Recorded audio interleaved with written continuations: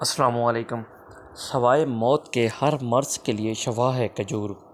ہمارے پیارے نبی کریم صلی اللہ علیہ وآلہ وسلم نے فرمایا، کھجور کھایا کرو، اس میں طاقت اور شفا ہے۔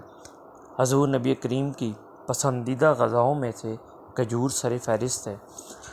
ویسے تو پوری دنیا میں تقریباً 3000 کے قریب کھجور کی اقسام پائی جاتی ہیں، اور مکہ اور مدینہ شریف میں تقریباً 100 سے زائد اقسام کی کھجور پائی جاتی ہیں، لیکن سب سے زیادہ جس کو فوقیت حاصل ہے وہ عجوہ کھجور کے نام سے پہچانی جاتی ہے، جو کہ حضور نبی کریم کا فرمان بھی ہے کہ عجوہ کھجور جنت میں سے ایک ہے اور اس میں زہر سے بھی شفا ہے۔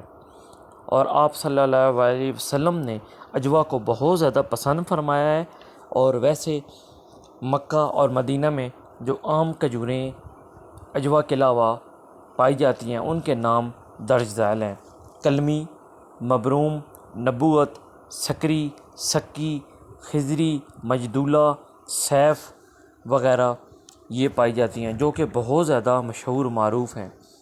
حضور نبی کریم صلی اللہ علیہ وآلہ وسلم کی تعلیمات کے مطابق سحری اور افطاری میں کھجور کا جو استعمال کیا جاتا ہے، پورے جسم کی تھکان اور سارے دن کی جو سستی ہوتی ہے، جب افطاری کے ٹائم کھجور کا استعمال کیا جاتا ہے تو کھجور میں موجود آکسیڈنٹس کی وجہ سے معدہ فوراً فعال ہو جاتا ہے اور خوراک کو کھانا شروع کرتا ہے اور ساتھ ہضم کرنا بھی شروع کر دیتا ہے۔